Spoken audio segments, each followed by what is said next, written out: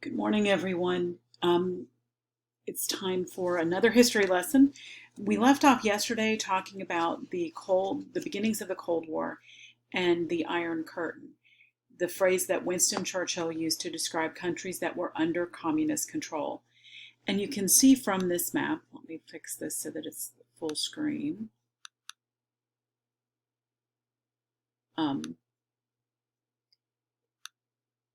You can see where it ran. Now, remember, and we've talked about this in class before, about how Russia's main goal in most of their history is to get a warm water port. They have a port up in here. These freeze over in the winter. They have one on the other side of the map, over near Japan, but it too freezes over in the winter. So they really wanted a port down here along the Black Sea. But the problem is that Greece and Turkey stand in their way of controlling the Bosporus, which is this little strait right through here, getting out of the Black Sea and into the Mediterranean. If they could control either Greece or Turkey, they'd be fine. They'd be able to get in and out of the Black Sea with no troubles. But they couldn't. So that's where we're headed today, is their attempts to take over in Greece and Turkey. The rest of the world saw right through this, thankfully, and stopped them, but we'll get into those details in a minute. Yesterday, we also talked about the United Nations and the three divisions of it, and I hope you'll remember those.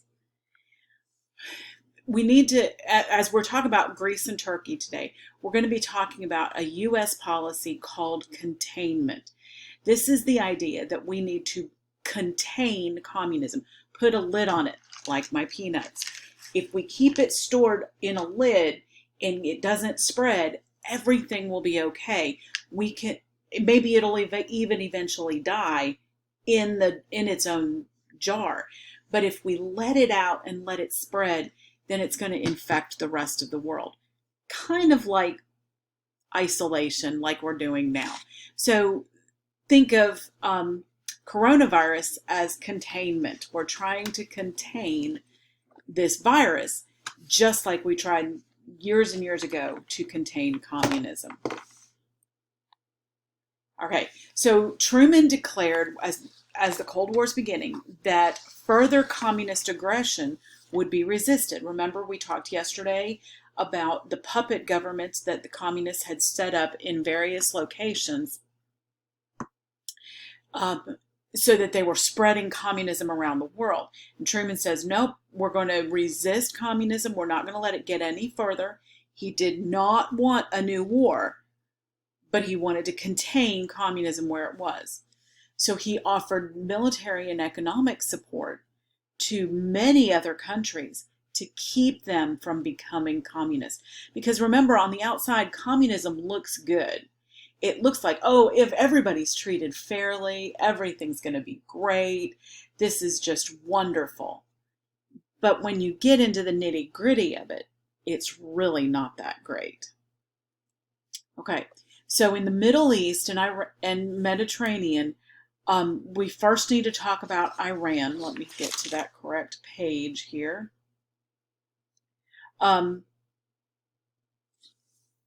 The Soviets withdrew their forces from Iran in 1946. So they gave up on Iran. They were trying to get into Iran and get their oil, which, had they had enough oil and had the Soviets controlled oil, the generation from the 50s to the 2000s to the 1990s really would have been way different than it was. But they never did get control of Iran's oil. Then they also went after Greece and Turkey. They offered economic aid to help these two countries in particular resist communism. And that was called the Truman Doctrine. It's a policy of aiding countries to help them keep from going to communism. And then this man, the Secretary of State, George Marshall, comes along and he sees what is going on. He and Truman both see what's going on in Western Europe, and they see that many of the countries of Western Europe, France, Spain, Portugal, um, Germany is in the process of being rebuilt, so it doesn't really count. But you have even the little countries like Switzerland, Liechtenstein, Italy, all of these countries, they're looking like they want to head towards communism because they have unstable governments right now. Their economics are in a shambles. How do we help these countries resist communism?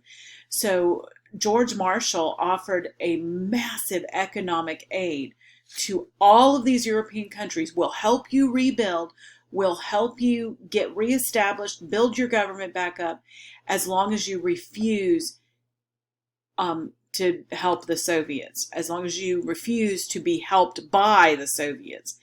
This aid was refused by Soviet-dominated countries like Czechoslovakia, Poland, the countries that were already under Soviet control, even though we offered it to them to help them resist communist control, they still refused to take more aid, and they got their aid from Russia or the USSR at that point.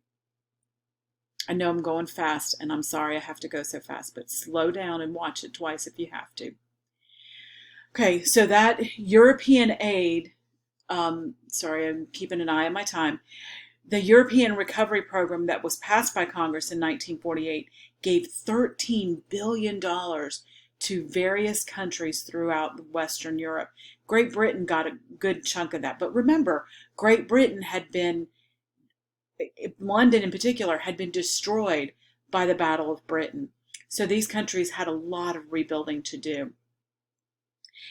That aid did help stabilize the region, though, and it did help keep communism contained in the Far East.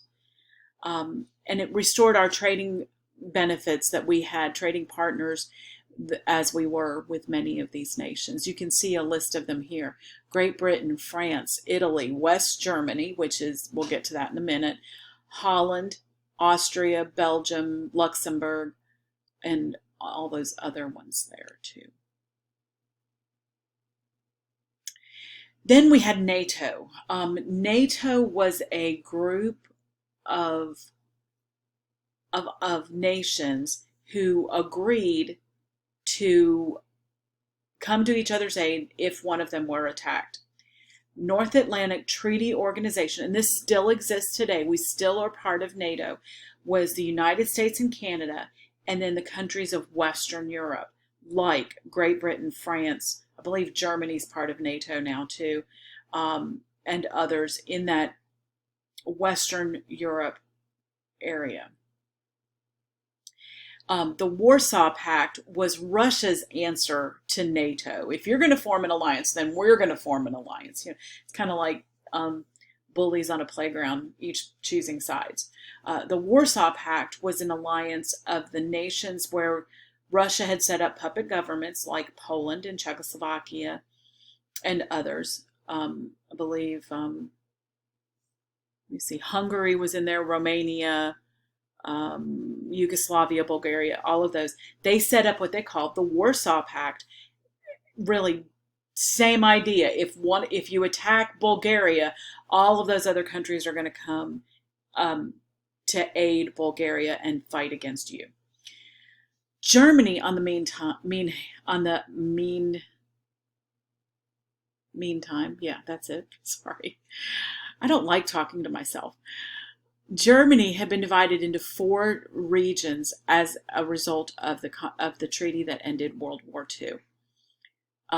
Part of it was given to the Soviets, part to Britain, part to the United States, and part to France. And each of these countries was going to help rebuild their particular part and then reestablish a government for Germany. And in theory, it was a stupid idea. And in reality, it was even dumber. They should have put one nation in charge, and then it could have been united for years, but instead it stayed divided. What happened was, as you can see on this map, Berlin is securely within the Soviet zone, the city of Berlin. And Berlin as a city was further divided into those same four regions. A zone for France, one for Germany, one not for Germany, a zone for France, a zone for Britain, a zone for the United States, and a zone for the Soviets. So as time goes on, Britain, France, and the US reunite their three parts, establish a government, and make that Germany. Only they have to call it West Germany because the Soviets refused to participate. They set up their own communist government in what they called East Germany. And then Berlin itself did the same thing as a city. The three parts controlled by the Allies reunited, formed West Berlin, a united city. But the East Berlin was not part of it, and they built a large wall. So the Soviets blocked access into West Berlin, saying we're going to protect our people here. But really what they were doing was keeping the people that lived in East Berlin from getting out. I really wish Nika were around and she could tell us about this. Her parents actually lived through this. They saw the wall come down in Berlin. They were part of it. So it would be really interesting to hear her take on this. But Stalin really hoped to take over the whole city. He hoped that the Allies would withdraw and let him have the entire city of Berlin, but it didn't happen.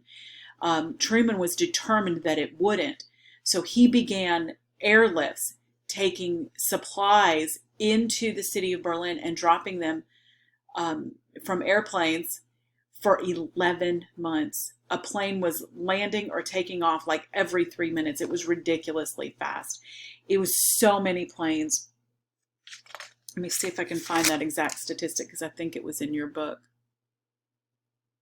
Because I think 3 minutes, every few minutes is what your book says. A plane was either landing or taking off. And it was crazy the way we came to the support of the Berlin people, the German people, to finish off this dictator and get him out of Berlin. Well, it didn't work. Eventually, they ended the Soviets ended the blockade and allowed us to use the roads to take things in and out of West Berlin. So it didn't, I mean, he didn't give up. He gave up taking over the whole city, but he didn't give up his part of East Berlin. So the Soviets reacted to the formation of the Federal Republic of Germany, or West Germany, by creating the German Democratic Republic, or East Germany. So when I learned the map of Europe as a kid, I learned as two Germanys, East Germany and West Germany. Never really thought that they would be any different. But this is how it looks on a map. Bonn was the capital of West Germany. Berlin was the capital of East Germany. And it was two separate countries. You see this the line here, these peach color, these are Warsaw Pact countries. The green countries are NATO countries.